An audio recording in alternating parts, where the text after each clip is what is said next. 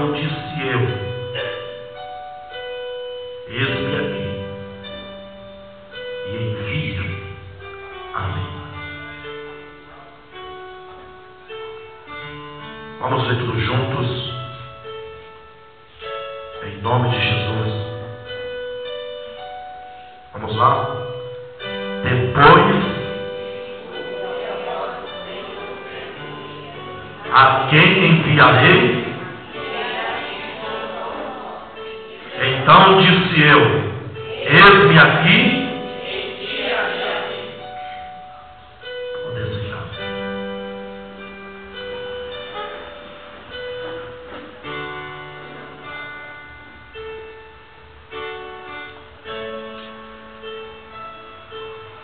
Isaías,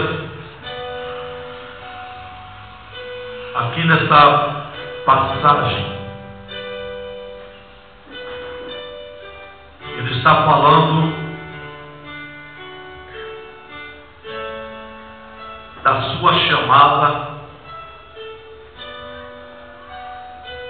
para o ministério profético. Ele está falando da sua experiência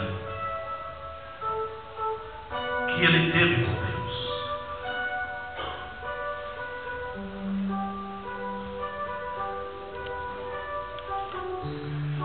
Para termos experiências com Deus,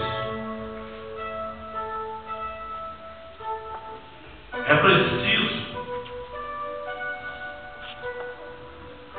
que nós passemos por um processo.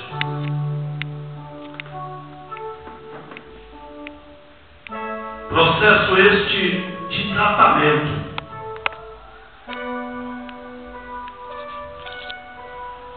O Senhor, Ele não habilitará ninguém para o ministério, para a obra dele, sem que primeiro esta pessoa ela seja tratada por Deus, sem que primeiro esta pessoa seja lapidada por Deus, trabalhada por Deus.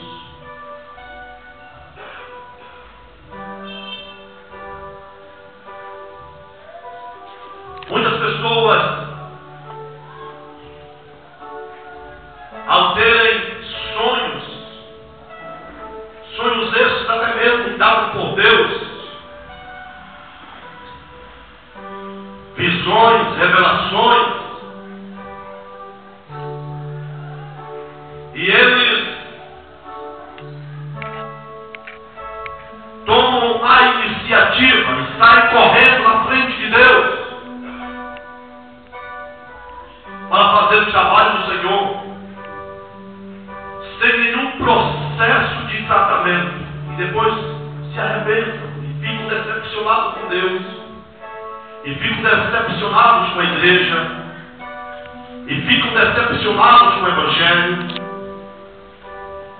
e culpam a Deus, e culpam a igreja, e culpam o Evangelho, porque as pessoas não souberam esperar em Deus e dar tempo para Ele trabalhar na sua vida, no seu caráter. Não deixaram Deus tratar das suas escolhas, para depois receberem a habilitação para o ministério, para atender aqueles chamados em forma de visão, em forma de sonhos, em forma de revelações, em forma de um desejo muito profundo de fazer aquilo que Deus colocou, intencionou no seu coração. Observe que Isaías, falando da sua experiência, aqui no verso 8, ele usa a expressão depois disso.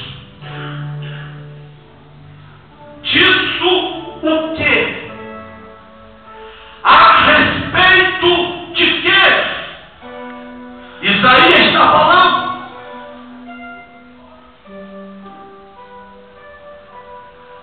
Moisés teve a sua experiência com Deus.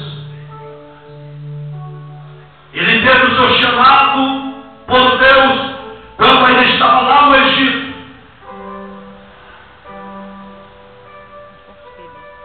Mas ele precipitou o seu chamado e quase ele perderia o privilégio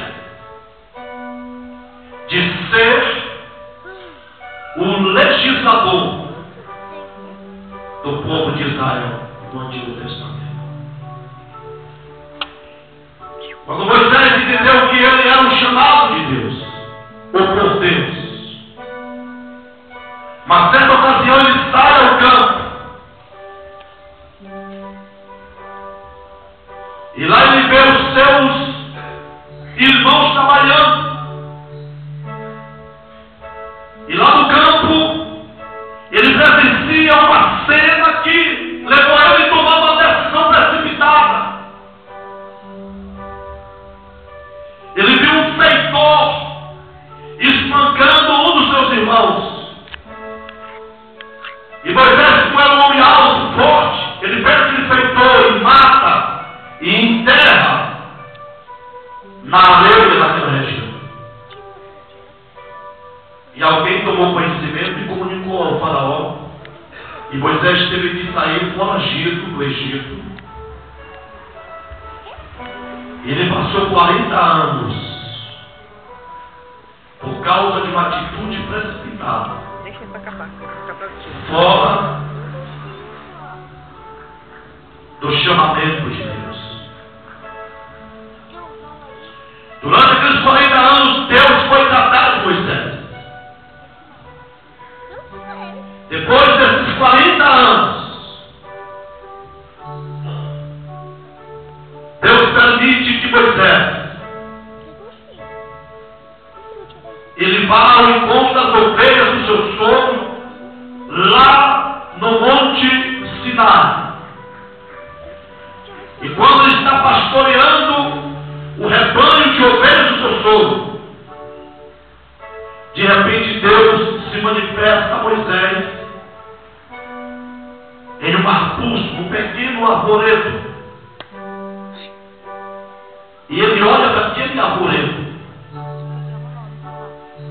E ele pensava que estava vendo uma miragem, porque ele nunca tinha visto aquilo. Ele via aquele pequeno arvoredo em chamas, mas as chamas daquele arvoredo, que aliás estava sobre aquele arvoredo, não os consumia. E ele disse: eu vou ver o que é isso. E quando ele se aproxima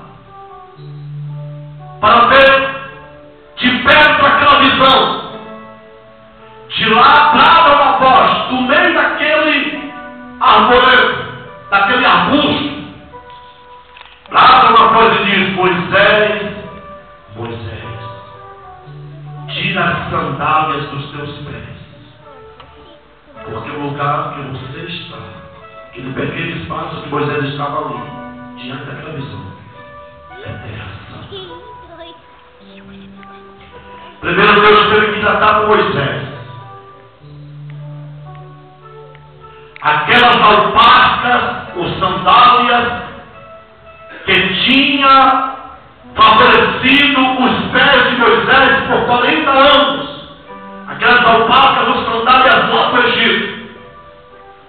Deus diz: Moisés, tira essas sandálias. O Egito fala do mundo.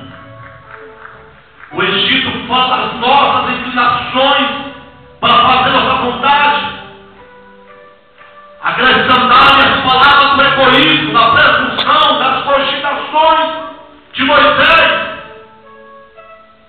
Se Moisés quisesse realmente atender o chamado de Deus e se aproximar do seu fogo santo, ele tinha que se descalçar. Jesus, ele disse: se alguém quer vir após mim, tome a cada dia a sua cruz e siga.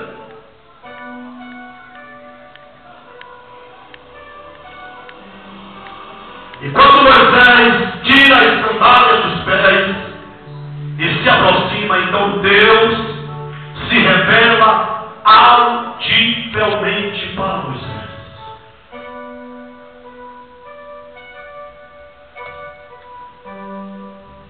Isaías estava passando ali pelo mesmo processo, ou ele já tinha passado pelo mesmo processo. Ele diz: depois disso, depois que ele passou pelo processo de purificação, depois que ele passou por um processo de renúncia, depois que ele passou por um processo de introspecção, que ele pôde olhar para si e enxergar sua desgraça interior. Isaías é um levita, Isaías é um sacerdote, mas quando ele se deparou diante da santidade de Deus, a primeira coisa que ele pôde ver foi a impureza dos seus lábios.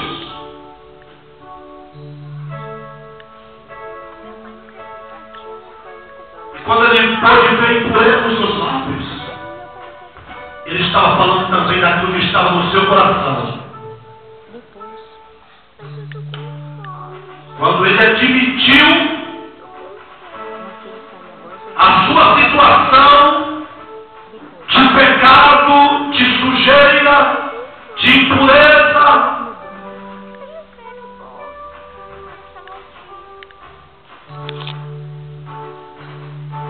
de falta de aptidão para servir ao Senhor, então o Senhor se manifestou a Isaías. E como o Senhor se manifestou a Isaías, o Senhor foi diretamente naquela área que Isaías precisava ser tratado. E qual era a área que Isaías precisava ser tratado para atender o chamado do Senhor? Pelo que ele faz, é a sua língua, era os seus lábios. Eu não sei se Isaías era mexeriqueiro. Normalmente o mexeriqueiro ele é observador da vida alheia. E ele aponta todo mundo, menos ele. Ele enxerga erro em todo mundo, menos na vida dele. Eu não sei se a situação de Isaías era essa, mas ele era um sacerdote. Antes dele ter esse encontro poderoso com Deus, ele se achava íntegro, ele se achava acima da média. Antes dele ter esse encontro fulminante com a glória de Deus, ele se achava impecável. Porque normalmente quem tem experiência com Deus é humilde. Diga amém. Amém.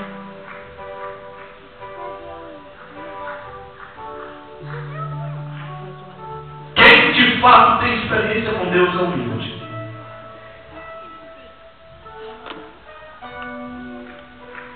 Ele jamais se orgulha em cima das fraquezas alheias.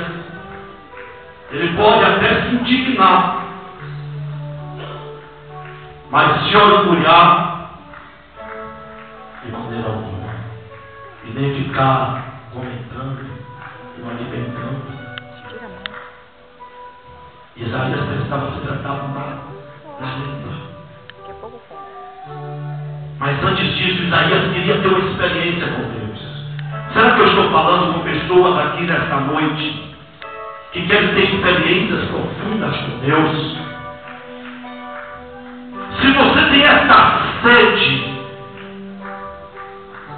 de ter uma experiência profunda com Deus, tenha certeza que Ele vai tratar com aquela área da sua vida que está como uma parede, como uma barreira entre você e Ele.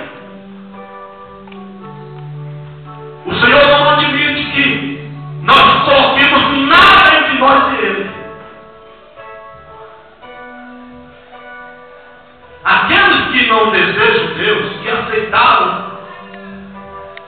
continuam indo e vindo na igreja sem nenhum compromisso, Deus não vai se revelar para ele. Mas aquele que realmente diz: não, Senhor, eu quero te conhecer, eu quero ter a minha experiência contigo, essas pessoas Deus vai tratar.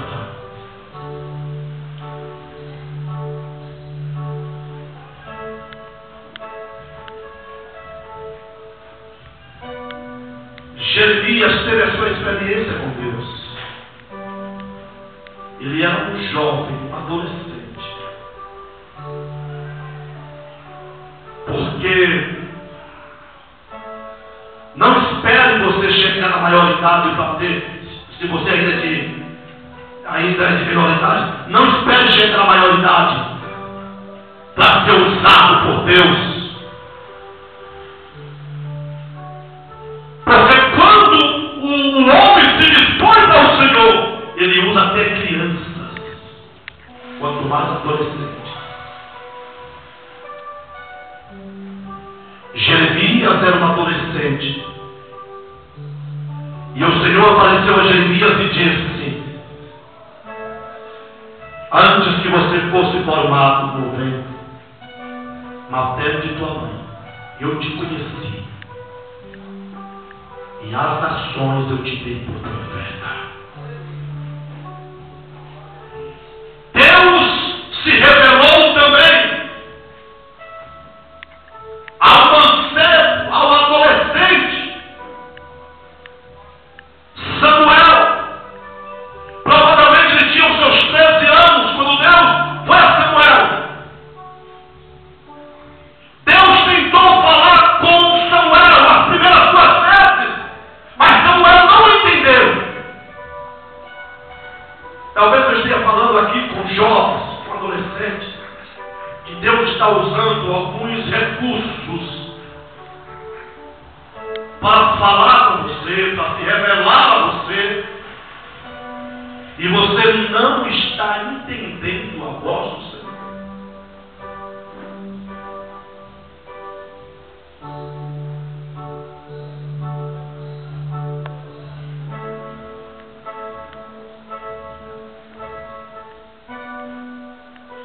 Depois que Isaías passou pelo seu processo, foi aí que ele ouviu a voz de Deus.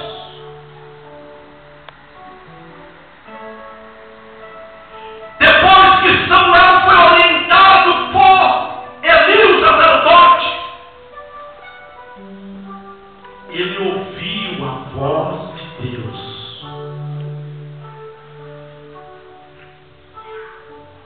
E quando Deus fala conosco,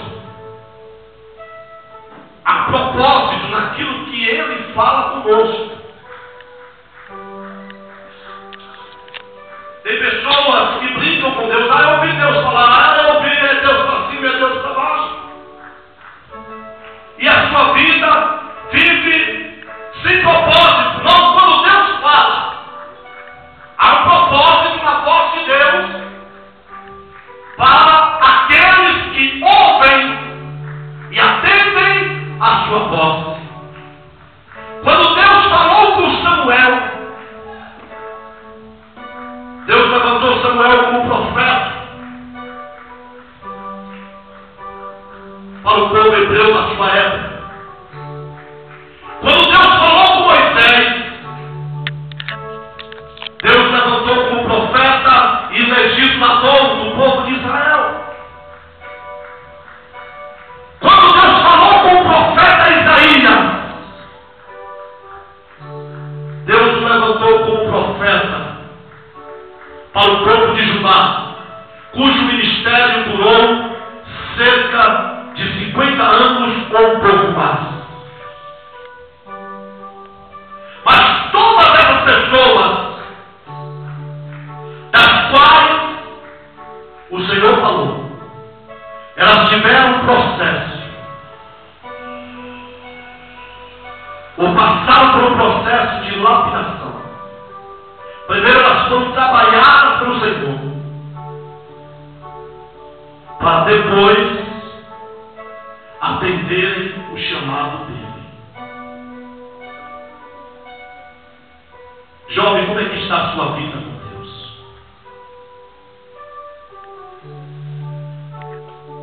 Que voz você tem ouvido? Qual é o tipo de voz que tem ecoado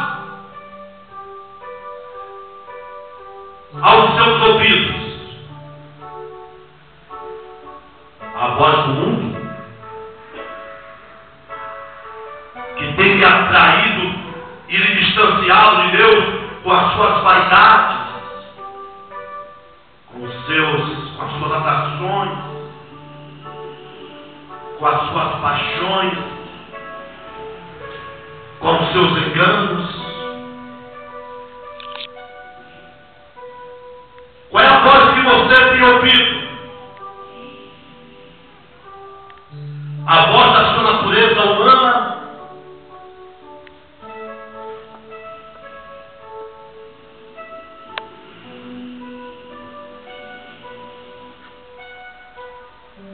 Qual a voz que você tem ouvido? Quem tem falado com você? A voz do mundo? A voz da sua natureza humana? Que é a carne, que tem clamado dentro de você, tem se insurgido contra a vontade de Deus, tem se rebelado contra a vontade de Deus, para você fazer aquilo que lhe agrada.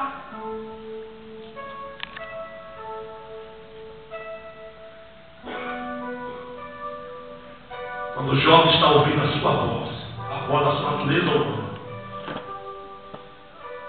ele tem namoro precipitado. Ele vive uma vida. Ele contigo ele, mas no sentido genérico dele, ela vive uma vida no mesmo nível das pessoas que estão lá fora. Uma vida de conflito. Alguns começam a viver uma vida sexual ativa antes do casamento e acha isso normal porque todo mundo está fazendo. Isso é a voz da carne, isso é a voz do diabo, e que mais tarde isso vai vir como uma maldição se de fato não nos arrependermos para o casamento.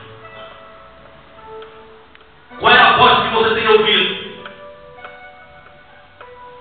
Que tipo de voz tem lhe chamado?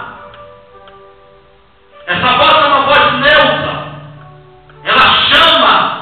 E quando ela chama, ela atrai, ela seduz. Depois que Isaías foi tratado pelo Senhor, ele ouviu a voz do Senhor e se sentiu atraído pelo Senhor.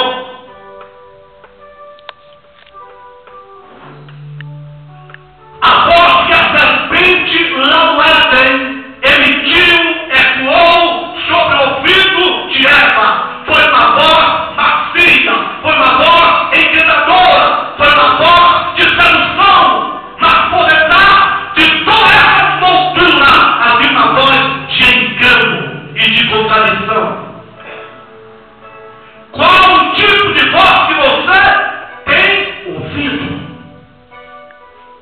O que é que está usando uma expressão figurada, buzinando aí no teu ouvido? A voz do mundo, a voz da carne que é a sua própria voz, a voz da serpente, 3 tipos de vozes.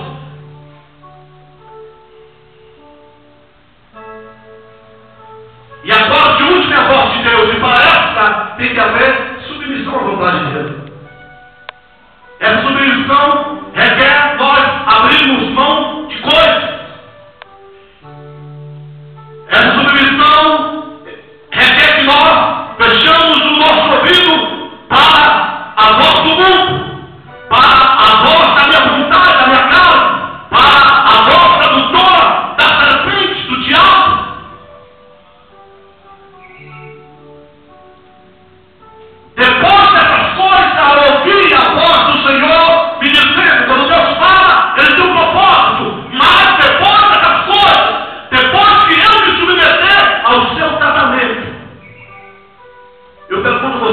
voz de Deus?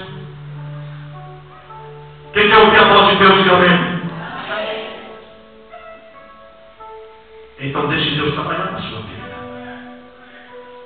Não vá da honra, porque muitos crentes na igreja estão vivendo de qualquer maneira, que você deve viver de qualquer maneira. Não vá dessa honra, porque todo mundo está fazendo, e eu não vejo punição, eu não vejo nada. Vai vir com juros. Eu também vou fazer. O pecado tem as suas consequências. A Bíblia diz que o salário do pecado é a morte. Ninguém nunca peca se não se arrepender para continuar vivo. Só peca para morrer. Só peca para se afastar de Deus. Só peca para viver uma vida de tribulação, de sofrimento. Porque depois que nós conhecemos a voz do Senhor, a palavra de Deus, nunca mais nós somos o mesmo. E nunca mais vamos ir na contramão de Deus para ficar em paz com nós mesmos. Sim ou não? Quem está entendendo? Nunca mais. Depois que nós conhecemos a graça de Deus, depois que ela ilumina nossa alma, se nós voltarmos a praticar coisas erradas, e declarar ao Senhor, nunca mais a gente vai ficar em paz. Porque o Espírito Santo vai estar ali nos corrigindo, condenando o pecado dentro de nós. E o pior de tudo isso, e vamos viver uma vida atribulada. Você quer isso para a sua vida, jovem? Se você quer isso para a sua vida, diga glória a Deus. Se não quer, diga misericórdia. Provavelmente Isaías era jovem. Foi 50 a 53 anos do seu ministério. Então, provavelmente ele era jovem quando Deus se manifestou a ele. Eu quero falar para você aqui nessa noite, aos adolescentes e aos jovens. Deus tem um chamado especial para você. Abra os seus ouvidos. Não negligencie o chamado de Deus para você. Se afaste do pecado, se afaste de tudo aquilo que entristece o Espírito Santo de Deus. Se você tem caído, poderoso é Deus para te levantar. A Bíblia diz que o justo cai 7 vezes e o Senhor o levantará. Se você está caído, se você pecou, se você entristeceu o Espírito Santo, confesse, abandone e procure nessa noite assumir um compromisso com Deus. Deus, eu estou aqui. Eu quero de fato viver para o Senhor como esses homens. Irmãos, Deus não mudou. Os princípios de Deus não mudaram. Parece que estamos vivendo uma igreja que todo mundo tem liberdade para fazer o que quer. E isso não é verdade. A única liberdade que temos é para servir a Deus e não para fazer nossa vontade. Quando nós voltamos a fazer nossa vontade, não estamos exercendo a nossa liberdade, estamos voltando à escravidão. E Jesus ele disse: se pois o Filho nos libertar, verdadeiramente seres livres. Liberdade é viver para o Senhor. Diga amém. Liberdade é dar ouvido à voz dele. E depois disto, ouvir a voz do Senhor, que ele dizia: a quem enviarei? E a quem há de ir por nós? O profeta, em uma nota de gratidão, ele se oferece. Sabe por quê? Presta atenção a isso que eu falo para você. O crente que é tratado por Deus, ele não tem preguiça de servir ao Senhor. Amém? Ele está sempre disposto. Pode estar chovendo canivete. Se ele não tem carro, pega para a chuva, pega. Ele diz: eu vou adorar o meu Senhor. Eu vou para a casa adorar. Vou para a casa de Deus adorar o meu Senhor. Não tem barreira, não tem preguiça, não tem nada. Por causa da graça de Deus que está transportando o seu coração. Mas quando o crente começa a cair naquele estado de frieza, de letargia espiritual, se ele vem num dia, amanhã eu não vou para a igreja, não. Já fui ontem. É como se fosse uma obrigação. Já cumpri meu dever ontem, o que eu vou fazer amanhã? Essa é a mente do crente carnal que está morto espiritualmente, que está exaurindo da presença de Deus, que está vazio de Deus. Se você tem se comportado assim, cuidado! Satanás está te enrolando, está te enganando, ele está te atraindo. Você está ouvindo, não é a voz de Deus, mas é a voz do mundo, da sua vontade e da serpente. Acorda. Deixe Deus tratar de você. Ele quer se revelar para você como se revelou para Isaías. Ele é o mesmo de ontem, ele é o mesmo de ontem, hoje e para sempre. E ele não mudou. Amém? Se você está entendendo o que eu estou falando para você nesta noite, e dizer: Deus, esta palavra foi para mim, e eu vou mudar o meu comportamento a partir de hoje. Eu quero ser um vaso de bênção. Irmãos, presta atenção, jovens. Vocês não aceitaram a Jesus. Presta atenção, talvez seja um pouco duro, mas vocês não aceitaram Jesus para ficar de namorico na igreja.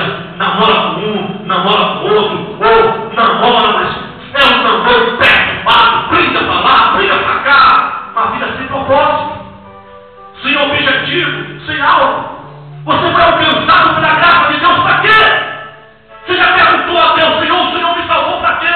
Qual é o teu plano? Qual é o teu propósito? Qual é a tua vontade para a minha vida? O que é que o Senhor quer de mim? Você já perguntou isso a Ele?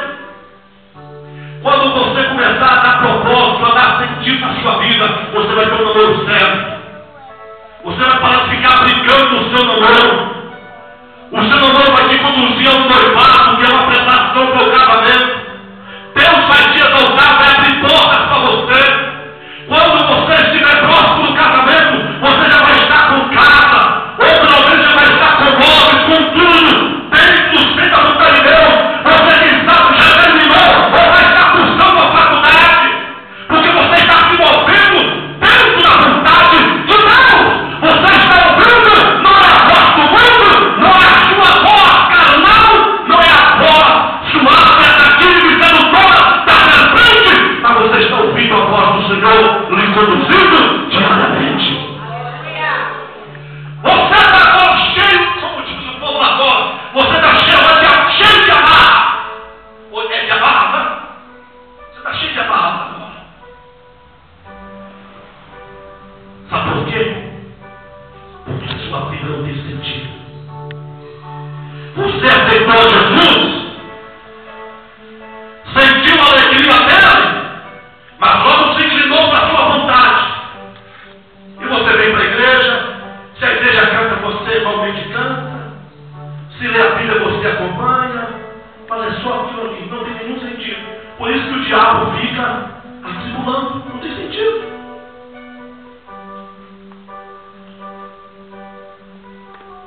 Quando eu era jovem, a primeira coisa que eu chegava na igreja, eu dobrava meus joelhos ali. Quando eu não estava ali orando no mínimo, era 10, 15 minutos, mas não orava. Eu sentava ali no meu lugar, lá na igreja que nós fazemos parte, e eu ficava na expectativa do culto. Eu não ficava conversando com um, nem com o outro. Eu sabia que eu estava em solo sagrado. Eu tinha consciência que eu fui ali para adorar o meu Senhor. Eu não fui ali para um lazer. Por isso que eu falei para o João, né?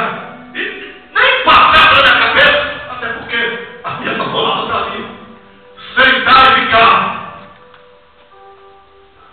Lá sentava separado. Lá era um de um lado e mulher do outro. O meu compromisso era com o Senhor. Final de semana, sabe qual era a minha farra? Vigília. Passávamos a noite toda em oração. Pela manhã, você pensava que eu ia dormir? Eu ia para a escola bíblica dominical. À tarde, você pensava que eu ia dormir? Eu ia evangelizar.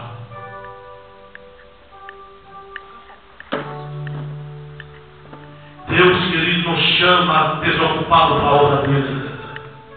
Deus só chama aqueles que têm compromisso com Ele. Diga amém.